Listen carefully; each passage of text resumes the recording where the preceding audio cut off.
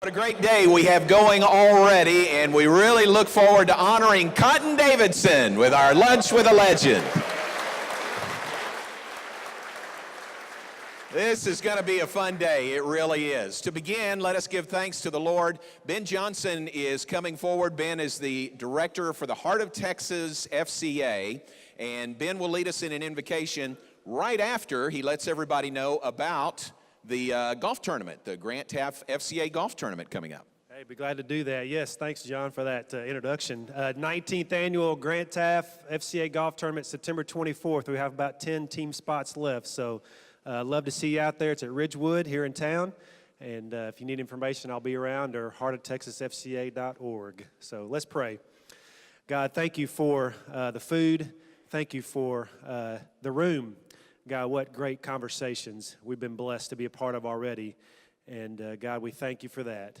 God, we want to praise you and thank you for Cotton and his life, the many lives that he's impacted, indirectly and directly. And God, we rejoice and we thank you for his example. God, we give you praise. In Jesus' name, amen. Thank you, Ben. Appreciate that. Let me make a few introductions around the room, then we'll get our guest of honor up here. I could really spend as much time as we have making introductions around the room, but I will skim over those, and then we'll get to you maybe a little more personally coming up in a bit. But we appreciate this event being a part of the Baylor Alumni Network and the Baylor Sports Network, and Doug Furch is the Senior Director of the Baylor Sports Network. Doug, where are you? Right there, former football letterman Doug Furch. Thank you for all your good work. Appreciate it.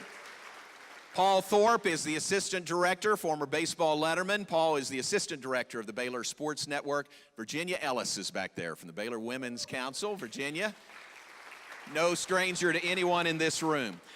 Amy Armstrong is with us. Amy is the new Associate Vice President for Alumni Engagement. Amy, stand up and let people put a face with your name, and welcome to Baylor. She is brand new to Baylor, and appreciate her being here and hosting this table today, a table that includes Coach Taft and Mrs. Taft. Welcome to you. And Coach Clyde Hart, and is Maxine here? Yes, right there. I'm sorry. Couldn't see you because of the sign. But two of our previous Lunch with a Legend guys there with Coach Taft and with Coach Hart. Mike Sims is here. Mike was a former honoree at our Lunch with a Legend. Mike is part of the class being inducted into the Baylor Athletic Hall of Fame this fall. Mike, stand up. Stand up, Mike. That is a great, great honor. We look forward to that. Mike is working on his speech daily. I'm sure it'll be great. But that is coming up. That is the B Association's Hall of Fame and Wall of Honor banquet. And make note of the date change. It's normally been on homecoming weekend, but this year it's a little bit earlier. There's so many other activities on homecoming. This will be on September 21st at the Waco Convention Center. Walter is here. Tammy and Lauren are here from the B Association, and they can fix you up if you want to get a ticket or a table. But hope that date is on your calendar, September 21st, for the Baylor Athletic Hall of Fame and Wall of Honor banquet. Dutch Schrader is here today. Dutch, welcome to you. Appreciate you being here.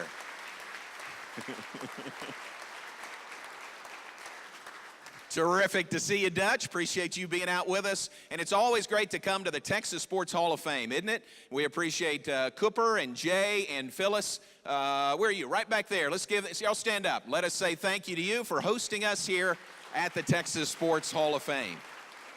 Always fun to be here. David and John are here with, or Andy is here with the Baylor AV Services. Appreciate you guys making the mics work for us. We have numerous table sponsors, and today's luncheon is completely sold out. So give yourselves a hand. We couldn't fit anybody else in here because it's completely sold out. But thanks to those of you that are table sponsors. First University Credit Union and Gary Parker are right up here as our title sponsor. And Gary, appreciate you and hosting Cotton and Carolyn at your table today. So thank you very much for that. Baylor Sports Network, we mentioned, has a table. This group right here, a table hosted by Mr. Gail Galloway, the 1952 Orange Bowl team and group. Yay, welcome to you. That's terrific. Mr. Galloway, thank you for rallying the troops and getting you guys here. Teammates, former teammates, still teammates with Cotton Davidson. So we'll talk about Cotton as a player and as an assistant coach, and then beyond that into the pros. But think about his time here on Coach Taft's staff, and a great number.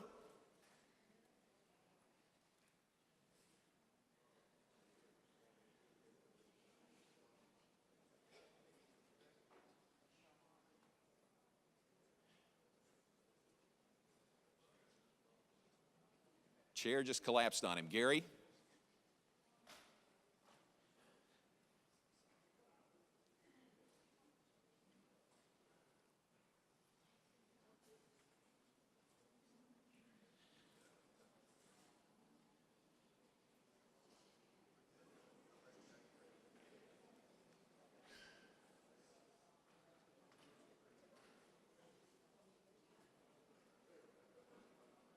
Good thing is, with this gathering, we've got doctors, we've got trainers that are here. So, Gary, you're in good hands.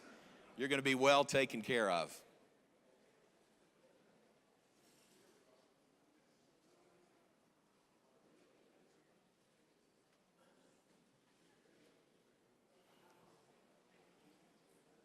All right, good deal. Glad you're okay. No. Glad you're okay. I was saying, Cotton, with Coach Taft, his entire tenure here, there is a great group of your former coaching colleagues here at Baylor. If you coached with Cotton here at Baylor, stand up. Look at this group. Billy Mills, Pete Fredenberg, Robert James, Coach Taft, Coach Lane, Skip, Bill Hicks, Bill Young. Wait, appreciate you guys. Thank you very much. All who could fill the program just telling Cotton stories, right? Or talking about Cotton. So we appreciate it. Andy Horn has the table. Appreciate Andy and Randy Sage, the Davidson family. There's a table over here that is listed as J. Jeffrey, Cotton's quarterbacks. And this is a group of quarterbacks who played under Cotton. Y'all stand up. J. Jeffrey, Cody Carlson, David Mangrum, Mike Brannon, J.J. Joe. That's fun. And who am I missing? Oh, yeah, Brad Gable is right over here, too. So fun to have you guys here. Sonja Hogue has a table. The David Hicks and members of the 74 conference championship team have a table. And David Davidson and family members. There's family members all around up here in the front, right here and right on this side as well. Baylor Athletics, appreciate your group that is here. My co-workers in Baylor Athletics, thank you all for making time in your busy schedule to be here.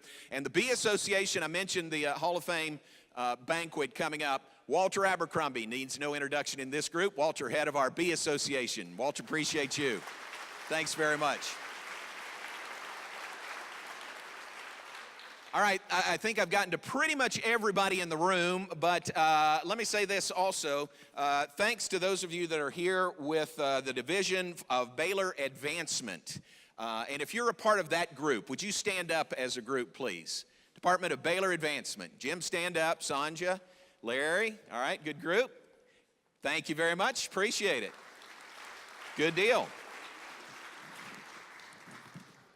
All right, and Stephen stood up with them. Stephen, come on up here. Stephen Sullivan is Assistant Director for Annual Giving, and Baylor's Giving Day is coming up, the end of this month. Stephen, tell us about that. Thanks so much, John.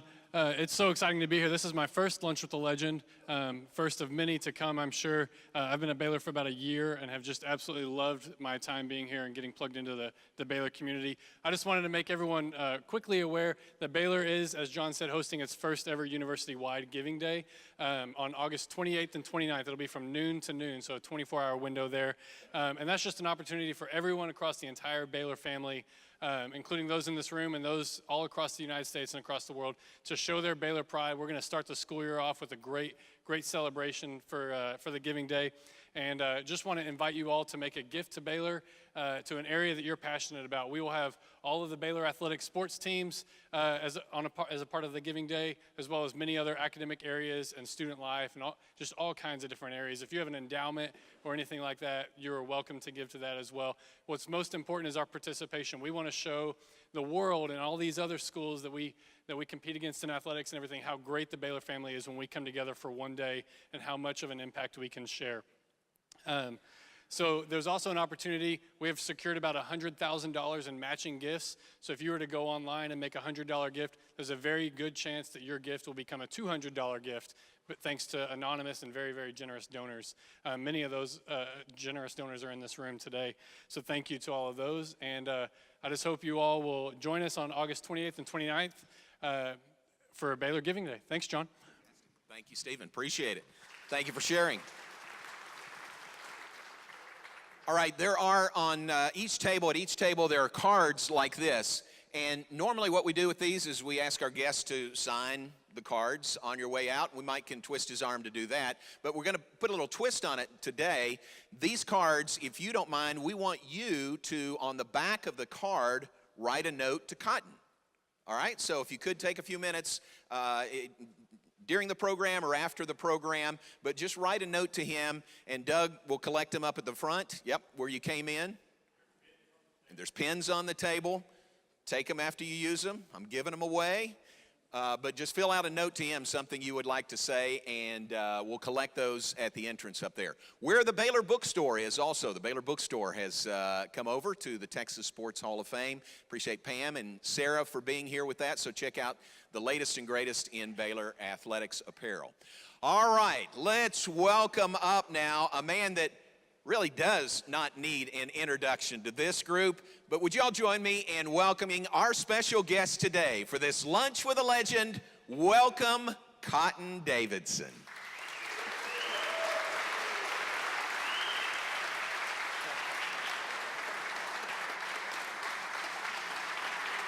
Come on up here.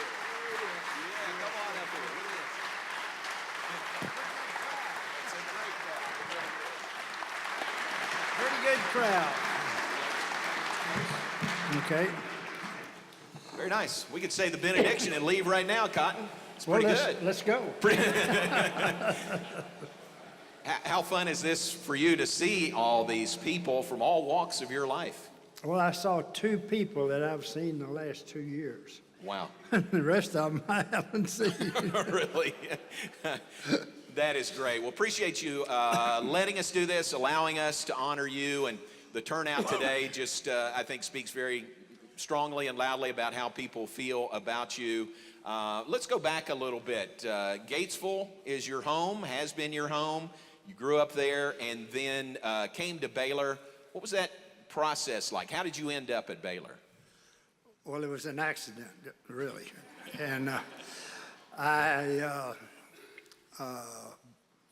we didn't travel a whole lot. We 30 miles out of Waco, and we come to Waco once a year, whether we want to or not. And so, I just, haven't got what? You made it. You said you almost ended up at Rice. Yes, I did. I committed to Rice, but I didn't know what I was doing. And so we had a little country church out there, Pecan Grove Baptist Church. It's the best Baptist church in Texas, really.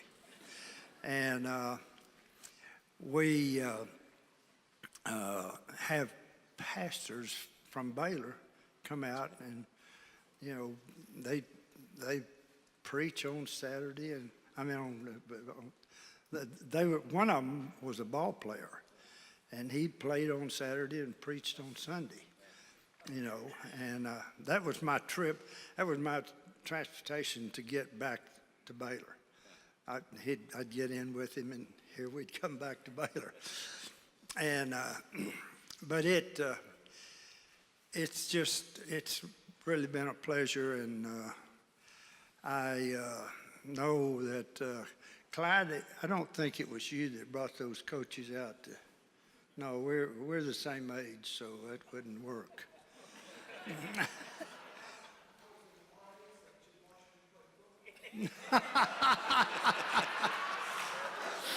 Coach Hart says he was in the RA section and watched Cotton play football. but we had one of the guys that, like I say, Ray Mayfield was a guard here. He played guard and preached for us. And so he brought out two of the coaches, and I don't remember the two to introduce me to them. That's how much recruiting I got, you know. And so before they left, I had committed to Baylor. And I'll never regret that as long as I live. Amen to that. That's our good fortune that it worked out that way. At Gatesville High School, I just learned this. David Wetzel is here. He's a member of the Baylor staff. His grandfather, David Wetzel's grandfather, was your high school coach? Yes. And he was one of the greatest individuals, whether he's a coach or not, that you'll ever get around. Wow. Lloyd Mitchell. Lloyd Mitchell. He went to Baylor. Yes. Lloyd, I think he was on the track team. And but he was a very, very, very good coach. And I think he sent me to Baylor pretty well, you know, having good talent and throwing and Sounds like it, running. yeah. Yeah, Yeah. he did his part for you, Yeah. coaching in high school. You were here 1949 to 53 and played baseball. I mean, we talk about your football exploits, but you played baseball here also. Oh, yeah, I've got, see that guy right there in that blue Yes. shirt? Yes. He was the best baseball player Baylor ever had. Wow, all right. I'm just telling you that. Yes. And a lot of it was how I taught him, you know. Ty Newton. Ty Appreciate that. Newton. Yes. There you go. First amen of the program. I like it. Okay. What about, I heard about the fearsome foursome. What can you tell us about the fearsome Well, foursome? the fearsome foursome was, if I can name all three of them. You were one of them. Yeah, no, I was the fourth one. L.G. Dupree, Okay. Alan Jones, Okay. and Cody, Jerry Cootie. Jerry Cootie. Yeah. And that was the best overall backfield I've ever dealt with. I didn't even warm up. I had those three guys and the fullback was the fastest guy of the bunch, you know. So it was a great reward, but our offensive line was great. There you go. That helped us out a lot.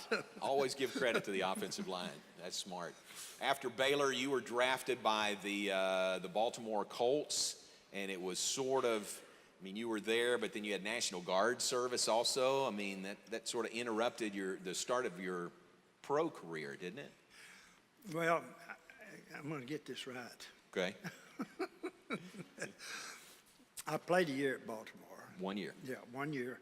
Came in, and Carolyn and I were living in Breckenridge, and Mother sent me the letter that had USA on it. And you knew what it was? I didn't know what it was, but I wanted to close it back up. Yeah. But I got called in and couldn't make it. I couldn't hurt bad enough to get any recognition from those draft teams, you know. So anyway, I spent 2 years in the service. And fortunately, I was processed out in California, but I went to Fort Ord to do my basic, and then to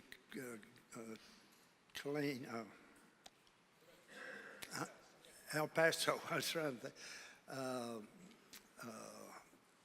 at the next stop. We were doing Cal, and this guy walks up with shoulder stars all the way down his arm, you know. He said, "Would you be interested in playing baseball?" And I jumped up about that high and said, "Yes, sirree," you know. So I really feel poorly about what those other guys had to do. and all I did, And you played baseball. I played baseball, and then football, and then baseball, and then football. Oh, man. And so, anyway, it was, they kept saying, well, what do we do for entertainment? Do you watch y'all's ball games? So it made me feel like maybe I was making some kind of You were doing your part. headway. Absolutely. And you mentioned Carolyn. Everybody knows Carolyn. His bride of 64 years. They have been married.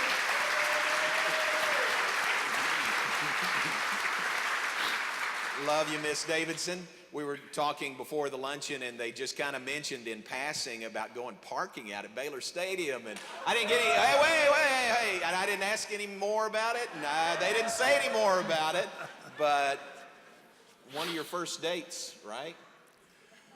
All right, we won't talk Close, about that. close. Close to one of your first dates. Good memories at Baylor Stadium for Cotton and Carolyn.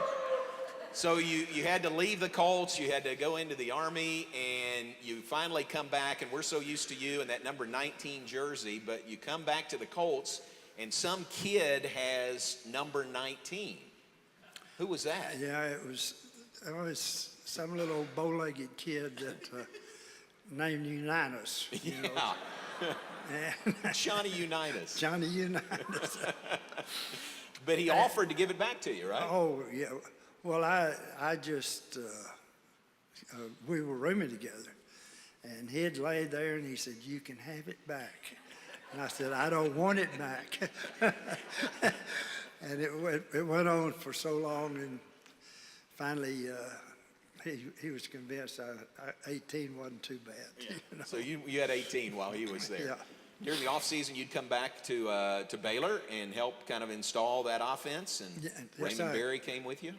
Yeah, they had, what's the coach's name that came? Bridgers, John Bridgers, yeah. And he called me and said, would you come down and put the Baltimore offense in? I said, yeah, I'll go come down. So I come down, and that was the start of my coaching, with him. And it was a lot of fun to work with the group of kids that we had at that time.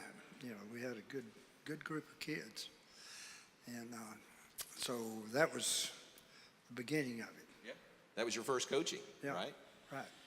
From the Baltimore Colts, the Dallas Texans came calling as the AFL started up.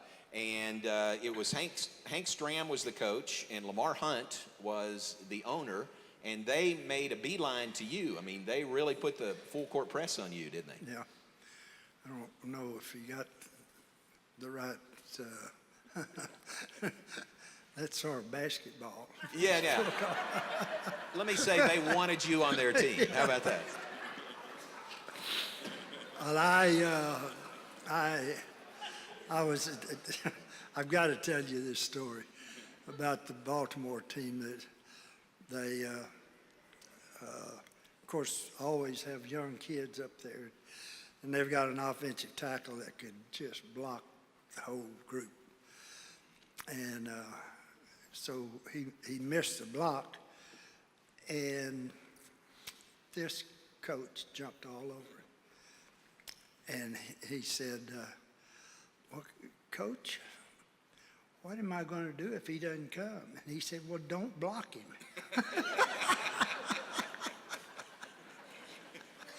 Great coaching there, isn't it? That's the kind of coaching they were getting up there. Colts were a pretty good team. Texans were a really good team. And then all of a sudden you're gone from the Texans, traded to the Oakland Raiders, who were not a very good team at that time, were they? They were hardly a team. Hardly a team? Yeah, hardly a team. Was that Al Davis? Al Davis? No, not then. Oh, it was before Al Davis. He's coming up from San Diego. Gotcha. But it's a little bit slow getting there. That's it. He was coaching with Sid Gilman at San Diego. Right. But then got up to Oakland. Well, I had played, fortunately, I had played in the All-Star game where Sid was coaching and Al was assistant, and I got to know him. He worked with quarterbacks. So, and when I got there, somebody called me from the Texans and said they wanted to see me or something. I don't. And so anyway, I went over there and they said, we traded you to the Oakland Raiders. I said, I'm not going. You know. Not going. And I really meant it too. Yeah. Because we'd just played them in Georgia, and we went down. We didn't have enough subs to play in the fourth quarter, you know. But anyway, I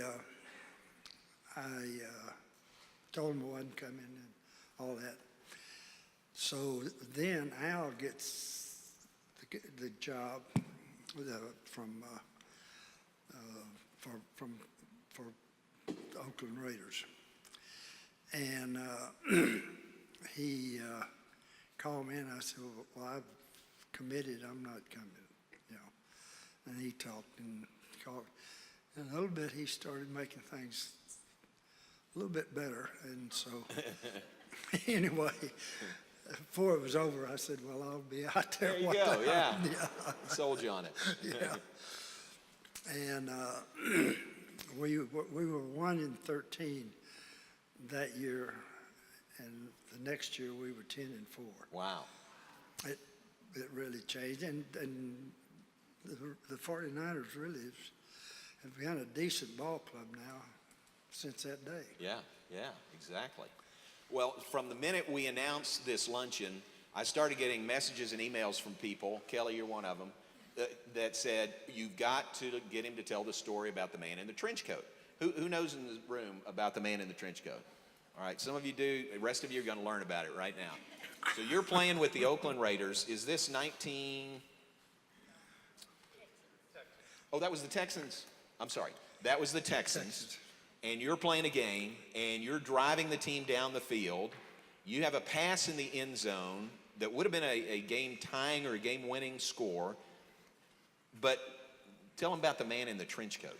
Well, like you said, we threw a long pass to Chris Burford, you know, and he catches it on about the 1 or 2 yard line. And this is the first year the AFL was playing. And you could stack, couldn't get this many people in that stadium. It was just a terrible stadium. And they called, and Chris Burford catches the ball, and we think he's in the end zone. But what we think and what that official thinks is two different things, you know. And so they back him out and put it on the 1 yard or 2 yard line. And we can't kick a field goal because we need more than 3 points. And so we just, and this, they had to take and spread the people back. The end zone, around the end zone was solid people. Fans down there. Yeah. Fans down there. And so we've got one play to go. And so I come up, and Chris is out here to the left, and just about the time the ball is snapped, I see that guy take off right there, and he had a trench coat on. And he runs out there and knocks the ball down in front of Chris Burford, runs out of the end zone, and no call was made. No call by the officials. No call was made. I went over and told Hank, I said, Hank, we need to protest this game. They added a player to the team. Yeah. But things do happen like that. There's video or film, I guess, of this, and it's very clear. This guy just runs out in the middle of the end zone and bats the ball down. He just got, I see him running. When he's almost like a middle linebacker sitting right there. Good grief. And he just takes off and goes over there like he knew in the huddle that it was going to be. And so, but we didn't win. So anyway, That's what that type of stuff will send you home. Yeah. That's life in the early AFL right there, isn't it? For sure. You played a few years with the Raiders, hurt your shoulder at one point, and pretty seriously. And you told me you went to see doctors in New York and in Los Angeles. And tell everybody about, as they showed you what the injury was, the skeleton. Tell them the connection there. Well, Al was there, and he knew this fella. Finally, I'd gone to one in New York and one in San Francisco, and so I go to this one in L.A., and that son of a gun is the Hollywood doctors. Huh? He doctors all of them. I'm here, and these Hollywood people coming in, and like it. But anyway, what was I? The skeleton that Oh, they yeah. showed you, yeah. He was the only doctor that really impressed me, that he knew what he needed to do, you know. And he pulls out this drawer, and there's a bunch of skeleton bones there in that drawer. And I said, "Where'd you get those?" And he said, "Oh, in a little old town of Gatesville, Texas." And I said, "You got to be kidding!" Yeah. But that was one big thing that we had going in Gatesville. We made skeletons that we sold to schools. They'd rather have that than the real skeleton, I think. Oh, yeah. And that place is still in business, right? Yeah, Yeah, in Gatesville, Texas. yeah. It doesn't stink. They don't stink either way. Yeah. That's a big plus. So when you retired from playing, that shoulder injury really knocked you down to the point that you retired from playing, you come home to the ranch in Gatesville, and then lo and behold, how do you and Coach Taft get connected, and you end up coaching with him all that time? Well, I don't know. I didn't see him in Gatesville sneaking around, you know. But there was a guy, I had bought that oil company, and I was sitting there working, and Bill Scoggins, that was on Coach Taft's team, came up and said, "Coach Taft wants to visit with you." And that was the starting, and I don't know when the finish is going to start, but I came over one day and sat down with Coach Taft. And we both agreed that you got to have air in the tires, and then the football, you know. And so it's been a peaceful, great day from that day on. Wow. 21 years with Coach Taft, the entire tenure, and I was always amazed that you made that drive from Gatesville, no matter how early it was or how late it was, practice days, game days, you drove back and forth from Waco to Gatesville all those times. I got about probably 24 tickets. You know, and the worst place it was is Midway, Texas. Right? Oh, really? Yeah. We're playing Texas, and we're eating our pregame meal and getting ready to go out and play. And one of the trainers came up and said, "This guy wants to talk to you." And he said, "I had a guy in Waco that would fix my tickets, really. But this guy didn't do it this time." And this guy out there said, "You need to get out here and take care of this ticket." And I said, "I can't do it. We're getting ready to play Texas, eating our pregame meal and all that." And he said, "I'll have you arrested on the field." And I said, "I'll be there."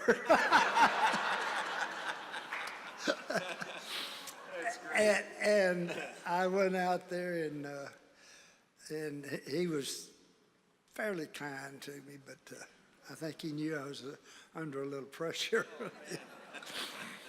But all that was just part of football. Yeah. And the statute of limitations is well past, so we're good. We're all good there. Cotton, what's it like when you look out here and you see, former teammates, you see former coaching colleagues, when you see so many of your players that are here. What's that like for you to see everybody and family? First, I'd like to start off with some dye and get this white hair. I'll start, look down through there, all you see is white hair. No, I can't tell you how great Baylor has been to me, because I had a chance to do nothing, or work on Daddy's ranch out there, but it's really been a big source of happiness. Yeah. Well, it's mutual. It is definitely mutual, the way we feel about you. You've got, there's a lot of folks from Gatesville that are here also, which is nice. I've got a couple over there. Just a couple? More than a couple. All the people from Gatesville, stand up. Yeah, stand up, please. There you go. Nice. Look at there.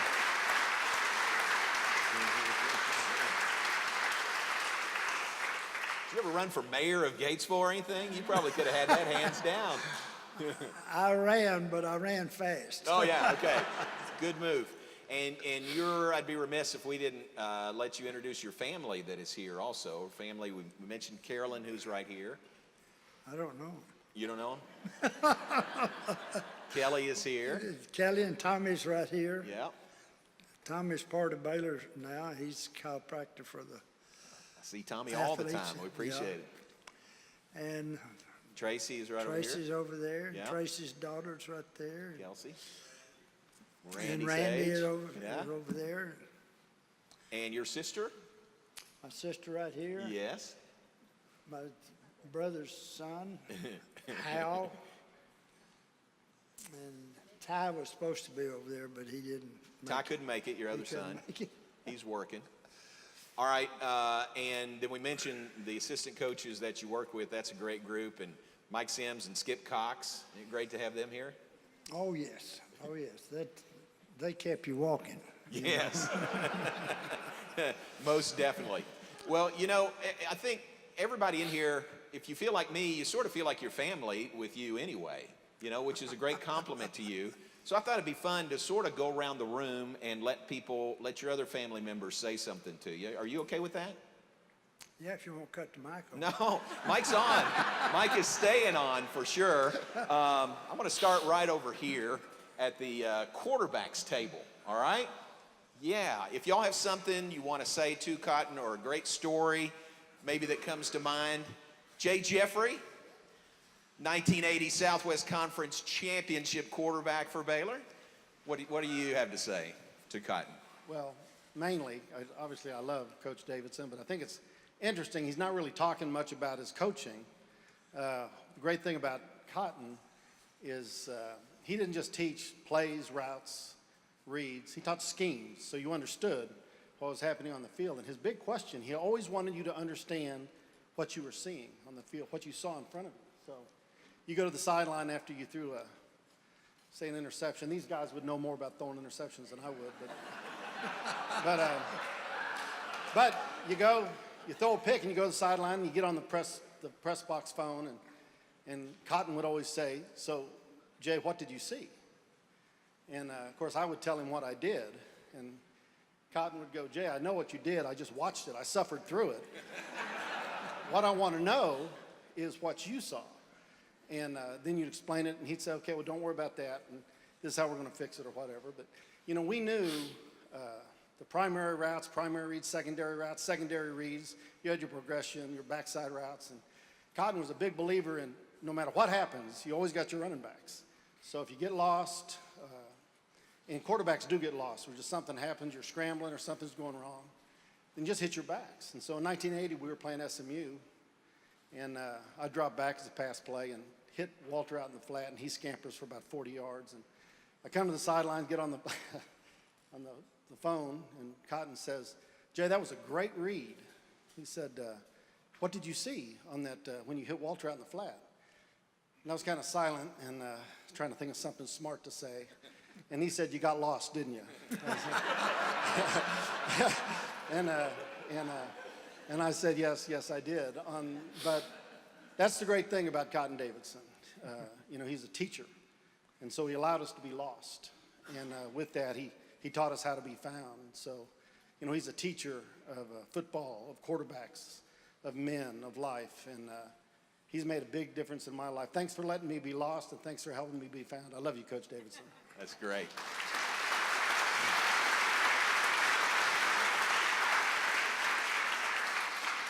Jay, the only bad thing about taking shots at fellow quarterbacks is you were the first one. So now here's Cody Carlson to follow you. Cotton didn't let you throw very much, Jay. Yeah, so Cotton, it's a great honor to be here with you and your family. And, I think it's something that I want to ask a question first and then make a statement. That, first of all, with all the quarterbacks that are in this room, we've all wondered which was your favorite.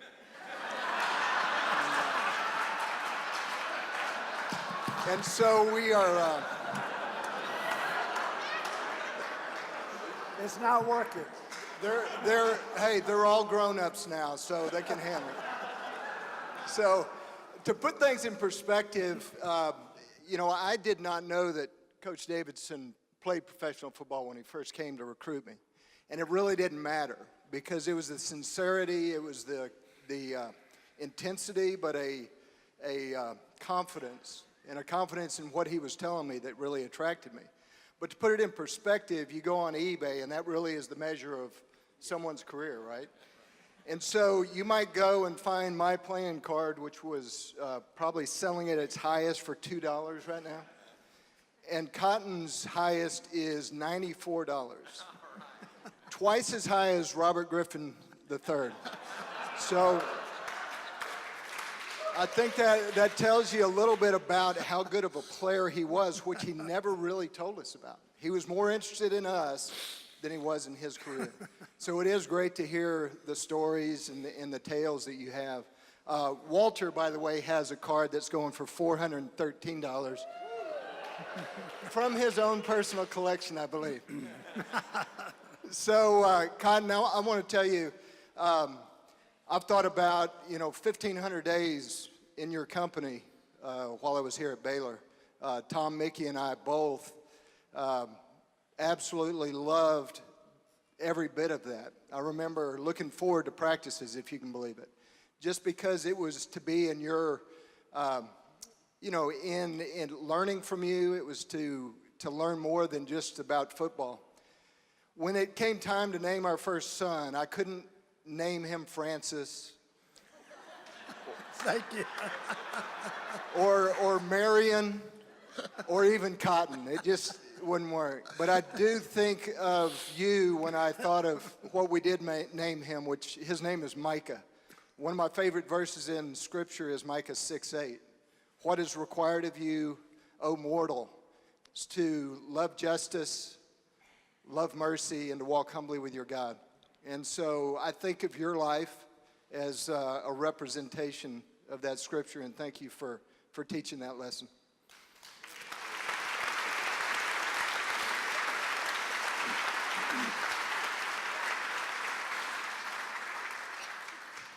Coach Hart says that Cotton was a big reason he came to Baylor and saw this quarterback named Francis, and he said, surely I can play here, I can run here. So you helped get Coach Hart here. How about that? Yeah. Do you want to answer the question, who was your favorite quarterback? I think he went to the bathroom. Okay. Good answer. Here is J.J. Joe. Well, the interesting thing, these guys are very serious. I'm not that serious, okay? Coach Davidson, by the time I got here, had moved to receivers coach. And they didn't even have a quarterbacks coach. So I did spend a lot of time when they weren't making us run the option with Coach Reedy and those guys to spend with Coach Davidson and the receivers because he was the only one that was on the staff that actually had quarterback experience. And that was wonderful. But the great thing about my experience there is that he was the only coach. He was the only one that kind of could help me understand how to throw the ball, even though I didn't do that successfully that much. I threw a few more interceptions than Jay did. But I was here when Melvin was here, and Melvin was really good at receiver. He really coached Melvin well. And I think one of his favorites, maybe while I was here, was Reggie Miller. So this is where I get the common name. Reggie was a local kid, grew up in Waco, went to elementary, middle school here, went to Baylor here. And he and Coach Davidson, I think Reggie was a really good route runner, really good hands, but just a really small kid. Reggie was maybe 5'7", 5'8", and I think he works with Baylor now. But the funny thing, and I said I'm not as serious as these guys, is we're at practice, and we always practice at Floyd Casey, where it's 200 degrees. And we're out there, and we're just trying to find some levity. Let's try to get through practice today. So we're out there, and I'm over with the receivers, Melvin and Reggie and Lee. And I forget if this is 90, maybe it must be 91. And Reggie had the best Cotton Davidson impersonation. Now, that beautiful stroke that he had when he played with Baltimore, so that beautiful stroke that he had when he played for Baltimore, I'm sure, had dissipated a little at about his 21st year of coaching, to more of a sidewinding motion, right? I now understand, because you said you had shoulder surgery or problem. So that explains the motion. So Coach would be over there warming up with the receivers, right? And he would sidewind it, and he was accurate with it, right? So he'd be sidewinding and sidewinding. We just sit there laughing at Coach. So one day we're out, and it's about 100, the second practice of 2 days, and Reggie's out there, and he's mocking Coach Davidson. And his back is to the tunnel, right? So we're out there, and Reggie's he's doing Coach Davidson. He's talking Coach Davidson. And we're looking at Reggie like, no. And Coach Davidson walks out, and his face was just as red. But he's such a great guy, great character. He's such a great sense of humor that it's just small stuff like that Coach Davidson had that really makes you remember how great of a guy he was. Fantastic coach. And he didn't have to yell as much at us, because he had Fredenberg and Goodner and all, Reedy, all of them. So he didn't have to yell as much. So Coach loved you, and it's great. I'm great that you're getting honored today. Thanks.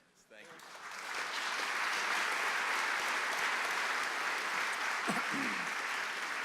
you. Who else? Raise a hand. I'll bring the microphone to you. All right, coming back this way to Brad Gable, former Baylor quarterback. This will be good.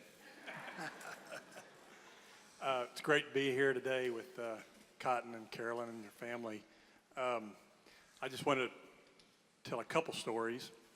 Wanted to tell you about how Cotton would recruit. He didn't do anything illegal or unethical or anything, but this is a story that I was told, and it wasn't from Cotton, but it was from some of his other coaches. So it was my senior year at Cuero, and I was playing in a high school football game down in Memorial Stadium in Austin off I-35. And it was Friday night, and we were playing in a playoff game. And unbeknownst to me, Cotton and a couple of the assistant coaches, I think Coach James may have been with him, and maybe Skip Cox. So they're coming down to go deer hunting down in South Texas. And I think they're going to Galloway's Ranch. So, that's right there on the way. Memorial Stadium there is right off of 35. So he wheels in there in his truck, and he pulls in there to the parking lot, and he kind of gets up on the knoll. And that time, Memorial Stadium wasn't that big. Didn't have all the decks and everything. So he climbs up on the back of his truck, pulls out his binoculars out of his hunting bag, looks in there, watches a series or two, and says, okay, I've seen enough. Let's go hunting. So, needless to say, not long after, he comes down to Cuero and recruits me, and that's all it took, is meeting Cotton and growing up in the country, and just the way he does things, he goes about it. It was an easy decision for me to sign with Baylor. And of course, I get to Baylor, and after a few years, we're there, and Cotton says, y'all need to come out to Gatesville to the ranch and go dove hunting. And being a country boy, and we love to dove hunt, we'd go out there. Bobby Jack Goforth and I would go out and dove hunt at Cotton's ranch during the week. And I just want to say we had a great time. We never killed very many birds, but we loved Carolyn's cooking. She made the best chicken fried steak and mashed potatoes, and you talk about comfort food. She knew how to cook comfort food, and we really loved that. It was great memories and great time at Baylor, and thanks to you, and love you.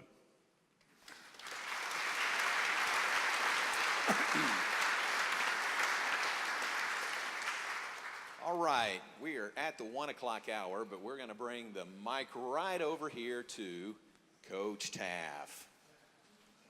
Coach? Yes, sir. Thank you, John. Cotton, you got our entire staff and our wives are here. We came to harass you, but you did such a good job, we didn't harass you. We just supported you. Are you sure? Dealerships are one of the jobs that I had. First as head football coach, then as athletic director for all sports, to get cars for everybody. So I had to deal with all the dealerships. And interestingly enough, after we'd been here about 17, 18 years, they'd ask, Cotton Davidson's not going to be driving my car, is he? True story. So Cotton would put many thousands of miles on a car because he's doing 80 miles every day. So add that up, if you will. But that was a part of his commitment to Baylor University and to our coaching staff. He is green and gold from tip to toe. He's one of the best coaches I've ever been around. I didn't know him. The first contact I had with Cotton is I called him on the telephone and told him that I want to talk to him about joining my staff. I was a defensive guy and a very good run-oriented coach, and I knew what we were going to do. If you can't run, you can't play defense, you're not going to win. But I wanted to expand into a passing game. And I called Cotton and I said, you know, I can do everything, but I don't know the passing game like I want to put in here. And so I brought him in, and Cotton was responsible for us adding the tremendous play action plays that our quarterbacks will all remember, that we ran off the option in that. We were able to spread the ball and throw the routes and the reads that some of the players were talking about. And we owe that to Cotton. And his friendship has been special to all of us. You talk about a true friend. Give you the shirt off his back, he would do that, I mean it. Carolyn is special. We love her and the entire family. Cotton, we're proud of you, buddy.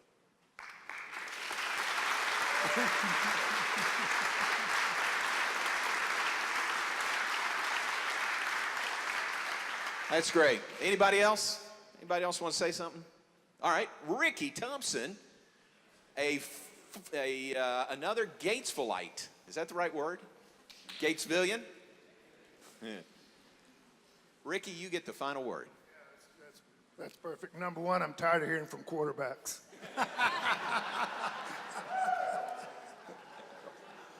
All they do is throw the ball high so you get cut into, you get your chin knocked off. I mean, they don't care. They just throw it. You're supposed to go catch it, keep them from getting interceptions. I'm tired of hearing it. You know, Cotton, they're talking about the sidearm delivery. This is going to be a funny story. We're out there, and I really did. I dreaded it. I hated our pre-practice drills where we'd get about 10 yards from Cotton, and Tommy, you know it, he'd just throw the ball as hard as he could and grin and laugh. Your hands are sore, they're hurting. You know, I get to the NFL, and these guys are asking, you know, my fingers are crooked, and they said, man, you must have had some tough quarterback. I said, crap, no, it was my coach. So it's the Thursday before we're playing TCU in 1974, which we happen to be on kind of a roll. We got a pretty good football team. We'd won a couple of games, and we're in the early drills and practice, and we're running right at Cotton. I mean, he just wants us to run right at him, and his idea is to throw the ball and tear your head off, so you've got to stick your hands up and protect yourself. So we're running this drill, and the ball hits my hand, and I know it's not good. And I look down, and my little finger here, the bone was sticking out right here on the side. And I go up to Cotton, and I said, Cotton, I've broken my finger. He said, you've just jammed it.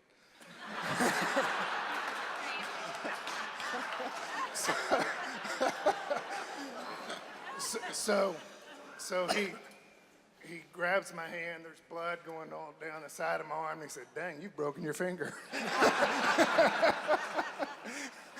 So Red Covington and those guys were here, and I went over to their office. They set my finger, sewed it up, taped it together.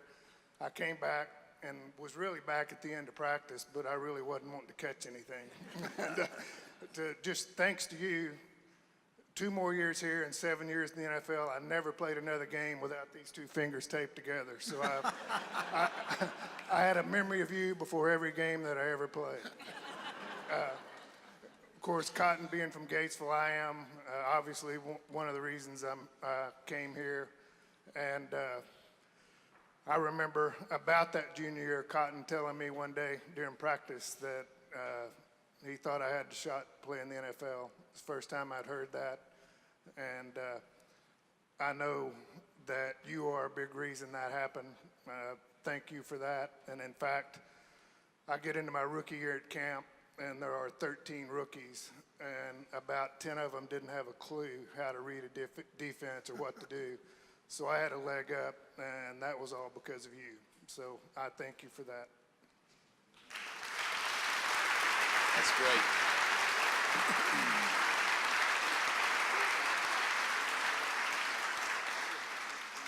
Well, sir, this was fun for us. I hope it was fun for you. I felt like they were pretty serious. Yeah? There was times I would just want to hit them with the ball, but. Well, this was great, and I hope you know, and I know you do, when you sit back and think about it, that this turnout today just shows how highly we regard you and how much we love you, and just appreciate what you've done for Baylor through the years. I don't know if there would be another person that touched so many years of Baylor athletics, you know, from playing career to coaching and on from there. And probably there is somebody, Coach Hart, maybe it's you, but there are very few people who have touched so many people, Baylor people, during your career, and we love you for it. Thank you for letting us honor you today.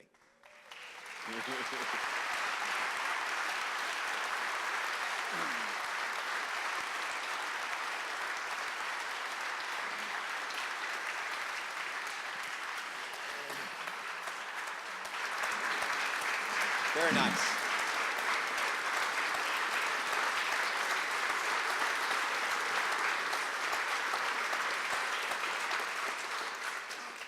Well, you know, love can go 2 ways.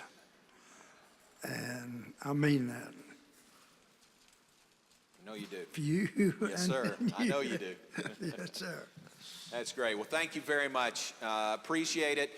We have our next Lunch with a Legend will be in October. We don't have the date and we don't have the guest lined up yet, but I can tell you this, whoever it is, they're going to have a hard time following Cotton Davidson. But we'll do another one of these in October. Cotton Davidson, ladies and gentlemen, thank you for being here. God bless you, and sick 'em Bears.